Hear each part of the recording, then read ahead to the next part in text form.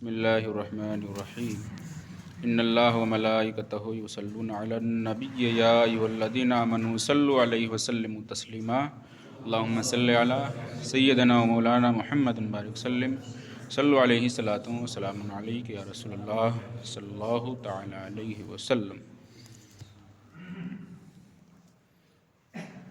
یا ایھا الذین آمنوا لا یحل لکم ان ترثوا النساء کرہا ولا تعضلوهن لتذهبوا ببعض ما آتيتموهن إلا أن يأتين بفاحشة مبينة۔ اے ایمان والو،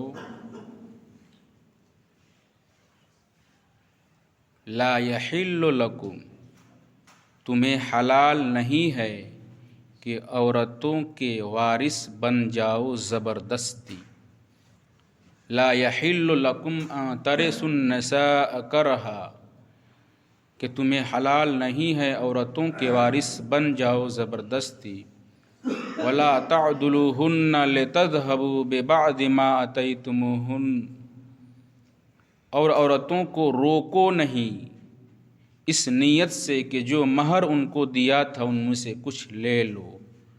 الا ان یأتین بفاحشۃ مبینہ، مگر اس صورت میں کہ صریح بے حیائی کا کام کرے۔ وعاشروہن بالمعروف، اور ان سے اچھا برتاؤ کرو۔ فإن کرہتموہن فعسى ان تکرہوا شیئا ویجعل اللہ فیہ خیرا کثیرا، پھر اگر وہ تمہیں پسند نہ آئے تو قریب ہے کہ کوئی چیز تمہیں ناپسند ہو اور اللہ اس میں بہت بھلائی رکھے۔ سورہ نساء کی جو آیت میں نے پڑھی، اس کا پس منظر یہ ہے اس کے نزول کا کہ جاہلیت میں لوگ جب انسان کا انتقال ہو جاتا تھا تو جو مال اور پیسے چھوڑتے تھے، جس طرح لوگ وارثین آپس میں بانٹ لیتے تھے، اسی طرح جو بیویاں لوگ چھوڑتے تھے، جو عورتیں چھوڑ جاتے تھے، جو باندیا، جو غلام، تو اس زمانے میں عورتیں بھی مال کی طرح بانٹی جاتی تھی۔ عورت چھوڑ کے گیا ہے تو انسان اگر بیٹا ہے تو ماں کے علاوہ، باپ اگر 2 شادی کیا ہوتا تھا، 3 شادی کیا ہوتا تھا، تو ماں کے علاوہ باپ کی جو دوسری بیویاں رہتی تھی، بیٹا اس سے نکاح کر لیتا تھا۔ 3 بیٹے ہیں، اگر 3 باپ کی 3 بیویاں ہیں ماں کو چھوڑ کر، تو 3 بیٹے آپس میں بانٹ لیتے تھے، نکاح کرتے یا پھر ان کا مالک یہی تینوں ہوتے تھے تو ان کا کسی دوسری جگہ نکاح کرا دیتے تھے، اور جو مہر ہوتا تھا خود رکھ لیتے تھے۔ یعنی عورتیں مجبور ہو جاتی تھی، انہی کے قبضے میں چلے جاتی تھی۔ جس طرح جانور ہوتا ہے، بیل بھینس انسان بانٹ لیتا ہے، اسی طور پر عورتوں کی حیثیت تھی۔ انسان انتقال کیا تو عورتیں جو ہوتی تھی گھر کے مرد بانٹ لیتے تھے آپس میں، یہ ماحول تھا۔ بلکہ بیٹا باپ کی جو بیوی دوسری بیوی ہوتی تھی اس سے نکاح کر لیتا تھا، اور نکاح نہیں کرتا تو کم سے کم یہ کرتا کہ دوسری جگہ نکاح کرا دیتا اور اس کا مہر خود رکھ لیتا تھا۔ یعنی عورتیں بالکل تشدد کا نشانہ بنائی جاتی تھی، ان کے ساتھ ظلم ہو رہا تھا۔ تو پھر اسی دستور کو ختم کیا اسلام نے اور علل اعلان کر دیا، کیا؟ یا ایھا الذین آمنوا، اے ایمان والو، لا یحل لکم ان ترثوا النساء کرہا، کہ تمہیں حلال نہیں ہے کہ عورتوں کے وارث بن جاؤ زبردستی۔ زبردستی عورت کے وارث نہیں بن جائے، تمہارے لیے حلال نہیں ہے۔ ولا تعضلوهن لتذهبوا ببعض ما آتيتموهن، اور عورتوں کو روکو نہیں اس نیت سے کہ جو مہر ان کو دیا تھا ان میں سے کچھ لے لو، مگر اس صورت میں کہ صریح بے حیائی کا کام کرے۔ الا ان یاتین بفاحشۃ مبینہ، مگر یہ کہ صریح بے حیائی کا کام کرے۔ یعنی اگر انسان اس دور میں بیویوں کو چھوڑ دیتا تھا تو کیا کرتے؟ جو مہر دیا ہوتا تو واپس لے لیتا تھا، یا واپس نہیں لیتا تو بیوی اگر اس کو ناپسند ہوتی، اس کو رکھنا نہیں چاہتا تو بیویوں کو خوب ٹارچر کرتا تھا، بیویوں کو چھوڑتا بھی نہیں تھا اور صحیح سے رکھتا بھی نہیں تھا۔ رواج کیا تھا اس دور میں؟ तलाक, बीवी को छोड़ दिया, एक तलाक दे दिया, फिर कुछ दिनों के बाद कहा था मैंने तुमको निकाह में ले लिया, फिर तलाक दे दिया, फिर इद्दत के अंदर अंदर फिर कहा था मैंने अब तुमको निकाह में ले लिया। यानी तलाक देने के बाद 3 महीना 3 हैज़ इद्दत होती है, तो तलाक देने के बाद 3 महीना के अंदर अंदर इंसान का मिजाज ठीक हो गया, रहने के लिए राज़ी हो गए, तो बीवी को निकाह में लौटा सकता है अगर एक तलाक दिया है तो वही ऐसा किया करते थे, बीवी को एक तलाक दिए, अब देखे कि उसकी इद्दत ख़त्म होने वाली, फिर निकाह में लौटा लेते, फिर कुछ दिन रहते, फिर तलाक दे देते। इस तौर पर 10-15 बहुत सारे तलाक दे देते, ना औरत को सही से रखते थे और नहीं से छोड़ते थे कि दूसरी जगह निकाह कर, तो उससे मना किया गया और उसको ख़त्म किया गया। और यही वजह है कि जो 3 तलाक का मामला है ना, वो यही वजह है शरीयत ने, क्योंकि उस दौर में क्या था, तलाक देते थे लोग, छोड़ देते, फिर निकाह में लौटा लेते, फिर कुछ दिन रखते, फिर तलाक देते, फिर लौटा लेते।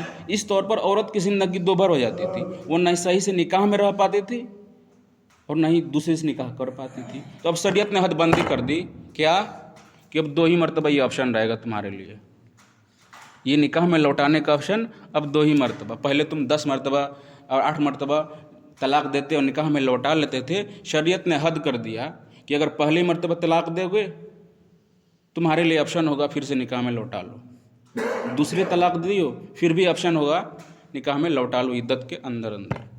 शरीयत ने कहा जब तीसरा दे दिए अब ऑप्शन नहीं रहेगा निकाह में लौटाने।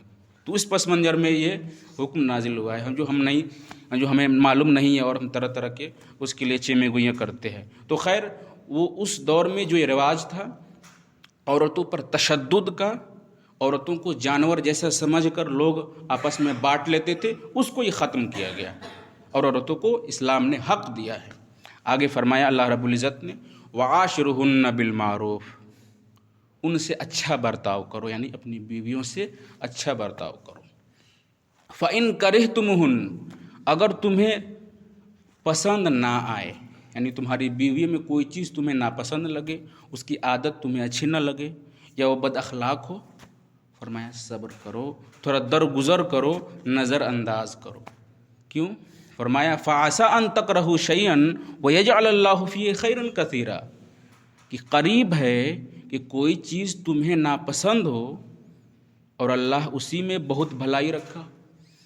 बीवी की एक आदत तुम्हें नापसंद है, लेकिन और भी बहुत सारी आदत है जो तुम्हारी पसंद की है। वही बीवी है जो तुम्हारे बच्चों को पालती है, पोसती है, खिलाती है, सारे इंतज़ाम इंतज़ाम करती है। तो अगर कोई चीज़ नापसंद और नज़र आए बीवी में तो उसको दरगुजर करो, नज़रअंदाज करो। उसी का जिक्र अल्लाह रब्बुल इज़्ज़त ने फरमाया, वआशिरुहुन्ना बिलमारूफ़, उनसे अच्छा बर्ताव करो। फ़इन करिहतुमुहुन, अगर तुम्हें नापसंद आए, तुम्हें पसंद ना आए तो दरगुजर कर दो। फ़ासा अन तकरहु शैअन व यजअल अल्लाहु फ़ीहि खैरन कसीरा, कि करीब है कि कोई चीज़ तुम्हें नापसंद हो और अल्लाह उसी में बहुत भलाई रखा हो। व इन अरदतुम इस्तिबदाल ज़ौजिम मकान ज़ौज, अगर तुम एक बीवी के बदले दूसरी बीवी बदलना चाहो, व आतैतुम इहदाहुन्ना क़िंतारा, और उसे ढेर माल दे चुके हो, फ़ला तअख़ुज़ू मिन्हु शैआ, तो उसमें से कुछ वापस ना लो। अतअख़ुज़ूनहु बुहताना व इस्मम मुबीना, क्या उसे वापस लोगे झूठ बांधकर और खुले गुनाह से। असल में मामला ये था, फरमाया अल्लाह ने कि अगर तुम एक बीवी के बदले दूसरा बीवी बदलना चाहो, यानी एक बीवी को तलाक देकर दूसरी औरत से निकाह करना चाहो, तो जिस औरत को तुम तलाक दे रहे हो उसको जो तुमने महर अदा जो दिया हुआ है उससे वापस न लो। क़िंतारा का लफ्ज़ यानी ढेर सारा माल महर में इस तौर पर तुमने औरत को दे रखा है, तो अब तुम उससे वापस न लो। उसी को ज़िक्र करते हुए फरमाया, अतअख़ुज़ूनहु बुहताना व इस्मम मुबीना, क्या उसे वापस लोगे झूठ बांधकर और खुले गुनाह से। व कैफ़ तअख़ुज़ूनहु व क़द अफ़ज़ा बअदुकुम इला बअद, क्यों कर तुम उस पैसे को वापस ले सकते हो जो महर तुम बीवी को दे चुके हो और उसे तलाक देने जा रहा हो। फरमाया अल्लाह ने, क्यों कर उस पैसे को, उस महर को वापस ले सकते हो, हालांकि तुम में एक दूसरे के सामने बेपर्दा हो लिया, तुम एक दूसरे के लुत्फ़ अंदोज़ हो चुके हैं, अब महर वापस लेने का क्या मामला। تو فرمایا کہ حالانکہ تم ایک دوسرے کے سامنے بے پردہ ہو لیا اور تم سے گاڑھا عہد لے چکے ہیں، تو پھر یہ واپس لینے کا کیا معاملہ؟ تو واپس نہیں لے سکتی۔ اس آیت کریمہ میں ایک غور کی بات ہے کہ یہاں پہ قنطارہ کا لفظ یعنی ڈھیر ساری مال عورتوں کو جو تم نے مہر میں دیا ہے اس کو واپس نہ لو۔ اس سے بتایا گیا کہ مہر کی رقم بڑھانا چاہیے، یعنی نکاح میں جو ہے رقم جو ہے بڑھا دینا چاہیے۔ اصل میں اس دور میں حضرت عمر فاروق کے زمانے میں عورتوں جو تھی ڈھیر سارے مہر کا مطالبہ کر رہی تھی، نکاح میں زیادہ مہر مانگتی تھی۔ تو ایک مرتبہ حضرت عمر جمعے میں خطبہ دے رہے تھے تو فرمایا کہ تم لوگ مہر درمیانی رکھو عورتوں کو، کیونکہ اس دور میں عورتیں بھی مسجد میں آتی تھی۔ تو فرمایا کہ تم لوگ مہر کم مقدار یعنی درمیانی رکھو، زیادہ بڑھا کر نہ رکھو۔ جب حضرت عمر نے یہ خطبہ دیا کہ اے عورتوں تم لوگ مہر کا مطالبہ زیادہ مت کرو، کم ہی مہر رکھو، تو خطبہ کے بیچ میں ایک عورت کھڑی ہو گئی اور کہنے لگی اے امیر المومنین، قرآن میں تو اللہ نے کہا قنطارہ کا لفظ آیا کہ اے امیر المومنین، قرآن میں تو اللہ فرما رہی کہ جو ڈھیر سارا مال تم عورتوں کو دے دیے، قنطارہ ڈھیر سارے مال کو کہتے ہیں، تو قرآن تو کہہ رہے ہیں کہ عورتوں کو زیادہ دیے جائے، اے امیر المومنین آپ کہہ رہے ہیں کہ کم کرو۔ وہ عورت کھڑی ہو گئی اور اعتراض کر دی کہ امیر المومنین آپ کہہ رہے ہیں اے عورتیں مہر کی مقدار تم لوگ درمیانی رکھو، تھوڑا کم رکھو، لیکن اللہ نے تو قنطارہ کا لفظ استعمال کیا، نہیں ڈھیر سارا مال۔ تو تب حضرت عمر نے کہا اے عورت تو ٹھیک کہہ رہی ہے، اور کہنے لگے کہ خدا کا شکر ہے کہ میرے رعایا میں، میرے ماننے والے لوگوں میں عمر سے زیادہ جاننے والے ہیں، مجھ سے زیادہ جاننے والے ہیں، اور حضرت عمر نے اس عورت کا فیصلہ کو مان لیا کہ تم ٹھیک کہہ رہی ہو، جتنا چاہو مہر بڑھا سکتی ہو۔ تو قنطارہ کا لفظ جو یہاں پہ آیا اس سے پتہ چل رہا ہے کہ مہر کی جو رقم ہے زیادہ رکھ سکتے ہیں، بڑھا سکتے ہیں۔ اس دور میں خاص کر جب طلاق کی شرح بڑھ رہی ہے، نوجوانوں میں طلاق کے معاملات بڑھ رہے ہیں، تو اس دور میں تو مہر کی رقم بڑھا ہی دینا چاہیے۔ جب مہر کی رقم زیادہ رکھو گے تو انسان طلاق دینے کے لیے سوچے گا، غور کرے گا کہ اگر میں اس کو طلاق دوں گا تو مہر تو لوٹانی پڑے گی۔ تو اس طور پر طلاق کی جو شرح یعنی طلاق کی جو رفتار بڑھ رہی ہے اس پر قابو پایا جا سکتا ہے اگر مہر کی رقم آپ بڑھا دیں گے تو۔ خیر لیکن یہ مہر جو ہے یہ حق شرع ہے، شریعت طاہرہ نے کی طرف سے یہ عورت کو ملا ہے، تو شوہر کو اس کو ادا کرنا ہی کرنا ہے۔ تو یہ آیت کریمہ بتا رہی ہے کہ مہر کی رقم آپ بڑھا سکتے ہو، اور یہ بھی بتا رہی ہے کہ جو مہر تم دے دیو اسے واپس نہ لو۔ اور اس سے پہلے کی کئی آیتیں گزر گئی جس میں پتہ چلے گا کہ اگر عورتیں اپنی مرضی سے، اپنی خوشی سے اس رقم کو، اس مہر کو ہبہ کر دے، تمہارے واپس کر دے یا معاف کر دے، تو یہ اس کی خوشی اور اس کی رضا سے معاف کر دے تو معاف ہو جائے گا، وہ لوٹا دے تو آپ کے لیے اس کا کھانا لینا جائز ہو جائے گا۔ لیکن اس معاملے میں زور زبردستی نہیں، بلکہ عورت کی خوشی اور رضا کے اوپر چھوڑے۔ دینا تو آپ کو بہرحال ہے، اب جب دے رہے تھے لیکن اس نے کہا کہ نہ میں نہیں لوں گا، معاف کر دوں گا، تب بات بنے گی، اس پر دباؤ ڈال کر نہیں کر سکتے۔ آگے اللہ نے فرمایا وَلَا تَنْكِحُوا مَا نَكَحَ آبَاؤُكُم مِّنَ النِّسَاءِ إِلَّا مَا قَدْ سَلَفَ، اور باپ دادا کی منکوحہ سے نکاح نہ کرو۔ باپ دادا کی منکوحہ یعنی وہ عورتیں جس سے باپ دادا نے نکاح کر لیا ہے، اے مسلمانوں تم ان سے نکاح نہ کرو۔ ابھی میں نے بتایا اس دور کا رواج کیا تھا، انتقال کیا شوہر تو اس کی جو بیویاں ہوتی تھی بانٹ لیتے تھے سب۔ بیٹا بھی اپنے باپ کی جو منکوحہ ہوتی تھی، باپ کی جو دوسری بیوی ہوتی تھی، بیٹا خود نکاح کر لیتا تھا، دادا کی جو دوسری بیوی اس سے بیٹا نکاح کر لیتا تھا۔ تو یہ باپ کی جو دوسری بیوی لگی کی تو ماں ہی اس کی، تو شریعت نے کہا کہ نہیں، اسے نکاح نہیں کر سکتے ہو۔ جاہلیت میں جو طریقہ رواج تھا کہ باپ کی بیویوں سے، دادا کی منکوحہ سے لوگ نکاح کرتے تھے، شریعت نے اس کا رد کیا اور کہا نہیں، وَلَا تَنْكِحُوا مَا نَكَحَ آبَاؤُكُم مِّنَ النِّسَاءِ کہ باپ دادا کی منکوحہ سے نکاح نہ کرو۔ تو جاہلیت کے اس دستور کو ختم کیا اور اس برے طریقہ کا خاتمہ کیا شریعت نے. اور جو ہو چکا، جو لوگ کر چکے تو اس کے بارے میں فرمایا الا ما قد سلف، مگر جو گزرا انہ کان فاحشۃ و مقتا، تو بے شک بے حیائی اور یہ غضب کا کام تھا، وساء سبیلا، اور بہت بری راہ تھی. تو دیکھو اس میں ایک پتہ کیا چل رہا ہے کہ جن عورتوں سے باپ نے نکاح کر لیا تو مائیں ہو گئی بچے کے لیے، چاہے وہ حقیقی ماں ہو یا نہ ہو، باپ نے جن عورتوں سے نکاح کر لیا ہے وہ بیٹے کے لیے حرام ہو جائے گا. اس سے بیٹا اگر نکاح کرنا چاہے تو نہیں کرے گا، حرام ہوگی. یہ نکاح کی بات ہے. ٹھیک اس کا نکاح تو نہ کیا لیکن غلط کاری کر بیٹھا، انسان نے کسی عورت سے غلط کام زنا کر لیا تو بھی یہ حرمت ثابت ہو جائے گی، حرمت مشاہرت. یعنی جس طرح باپ نے کسی عورت سے نکاح کر لیا تو اب وہ عورت اس لڑکے کے لیے، یعنی اس انسان کے لڑکے کے لیے حرام ہو جائے گی، ماں ہو جاتی ہے. اسی طور پر شیطان کے بہکاوے میں آ کر اس انسان نے نکاح تو نہیں کیا، کسی عورت سے غلط کام کر بیٹھا. اب جس عورت سے غلط کام زنا کر بیٹھا وہ عورت بھی ایک حیثیت سے ماں کے درجے میں اس کے لیے ہو جائے گی. اب اس سے اس لڑکے کا نکاح حرام ہو جائے گا. جس طرح نکاح سے ہو جاتا ہے اسی طرح زنا غلط کاری سے بھی یہ حرمت مشاہرت ثابت ہو جاتی ہے. یہ شریعت طاہرہ میں یہ اصول ہے.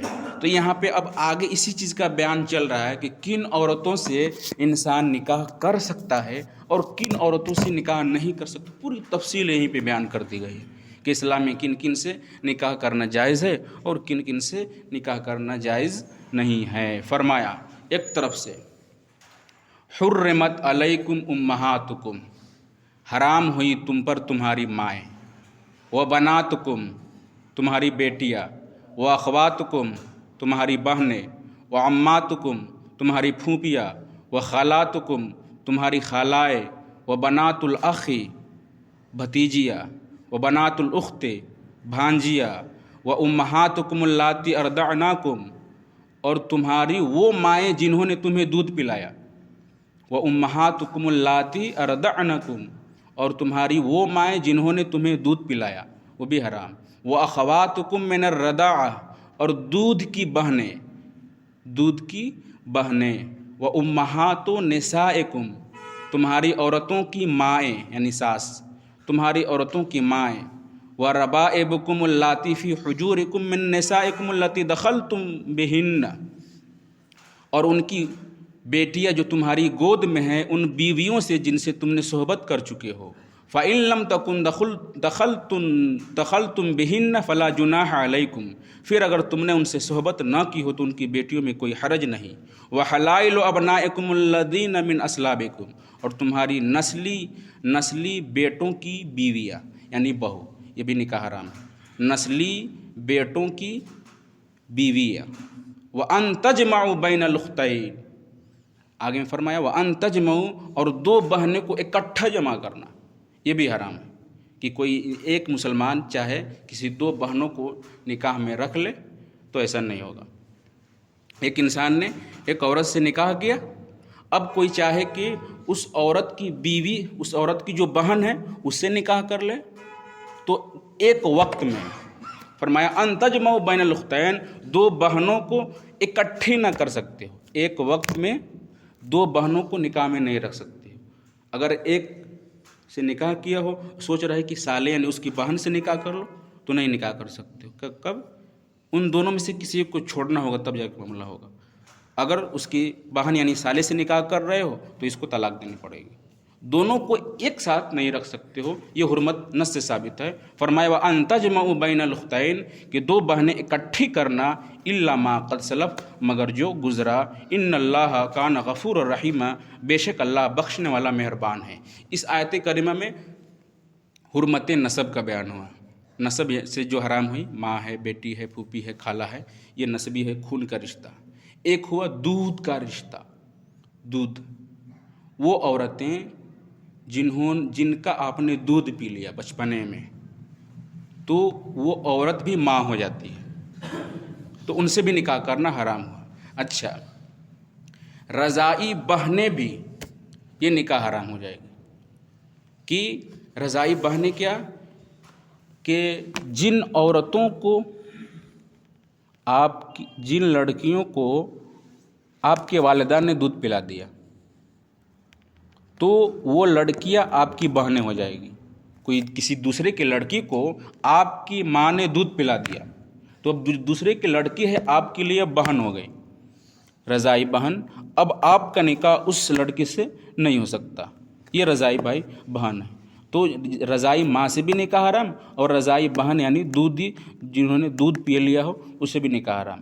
یا کوئی تیسری عورت نے، لڑکا کسی اور کا ہے لڑکے بھی کسی اور کی ہے، ایک تیسری عورت نے دونوں کا دودھ پلا دیا، دونوں لڑکوں کو، اس لڑکے کو بھی ایک عورت نے دودھ پلا دیا اور اس لڑکے کو بھی اس عورت نے دودھ پلا دیا، تب وہ ہو جائیں گے کیونکہ دونوں نے ایک کا دودھ پی لیا تو بھی رضائی ہو جائیں گے، تو رضائی بھائی بہن. تو رضاعت سے بھی نکاح یہ حرام ہو جاتی ہے.